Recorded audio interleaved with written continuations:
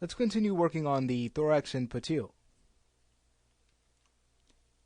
Let's change our range to a full amount, and we'll then change our playback start time to 80, where we left off in the last lesson. Show our controls, and we'll basically look at what else we can add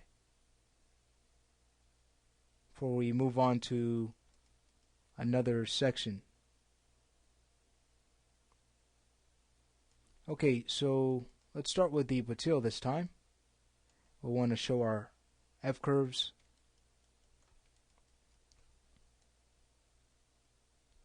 and we'll focus on the insect charging at the object. So first off, let's go ahead and set keys before he starts to move forward. We can take the key on the rotate X and move that to 105, and set keys on our Y and Z.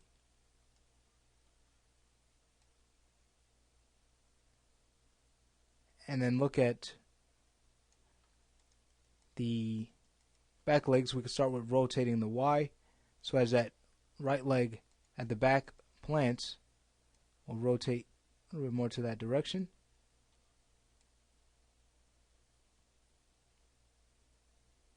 So the movement's a little bit more noticeable. We can take the key on 105 and move that down. Go to our move tool and just hold shift and move that down a little bit more.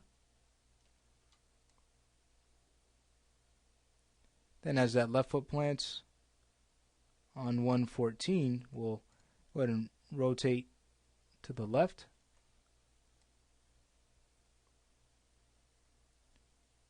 Right foot plants on about 116, so we'll rotate there.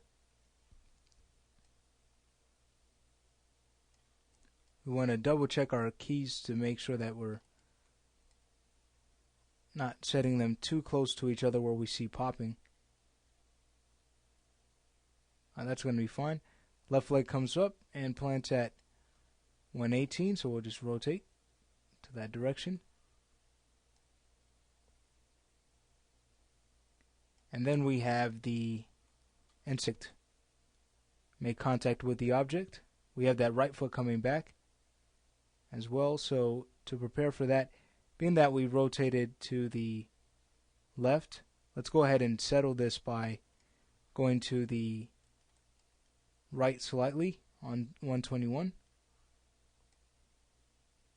And then as that right foot comes back on 130, we'll go ahead and rotate in the Y to accommodate for that step. And have it kind of settle a few frames after on 136.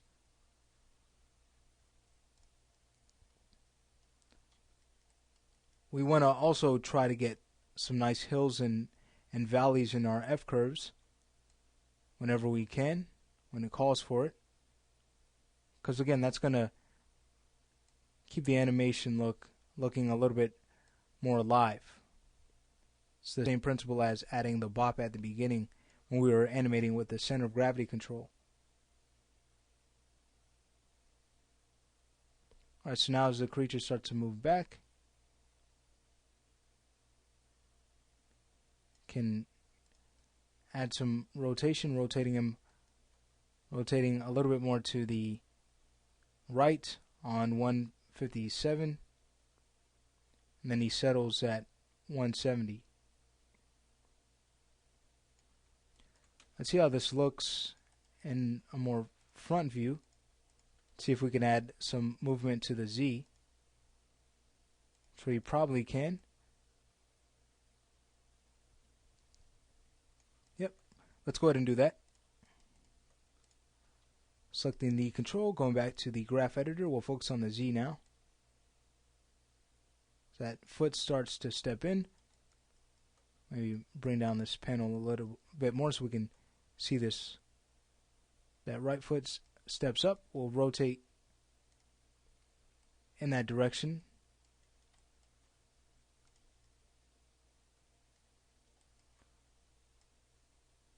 And the left foot comes up on 113. We'll rotate in that direction.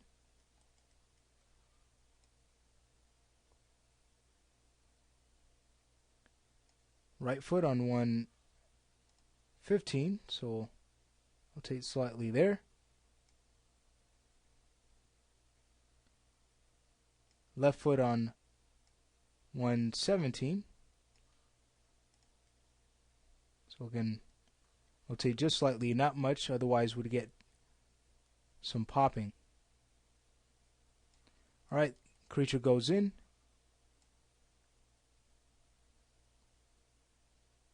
Let's say we add a key on 126 of the Z prior to him moving his leg back. And when he lifts that leg up, we'll rotate more to the right, and that's the leg being lifted up. Then we could have that settle a few frames after on 134, rotating it to the opposite direction.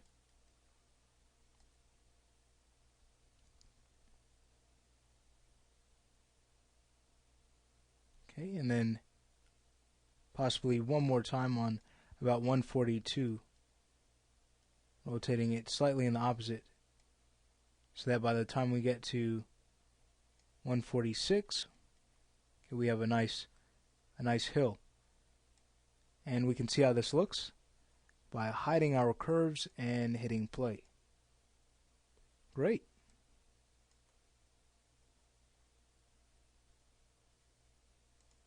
Okay, so let's see if there's anything else we can add here before we move to just double checking the thorax. Okay, he takes a few steps back.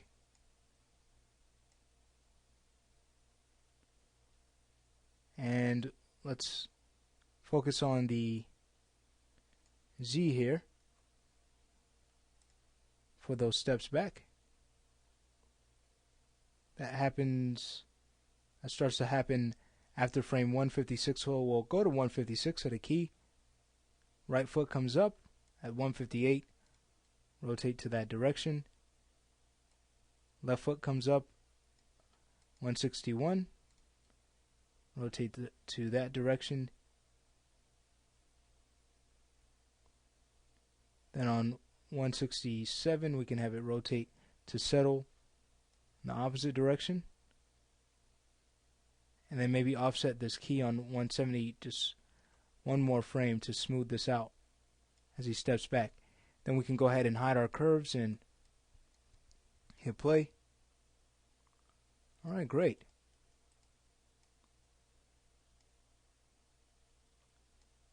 Okay, so now that that's done, we'll focus on the thorax to see if there's anything we can add. And looking at it while we were animating the patelle, it looked like it'd actually be okay to leave as is for right now. Okay, so we can start focusing on some other areas. So what we'll do is actually call this good to go, and let's bring our attention to the head, animating the head in the next lesson.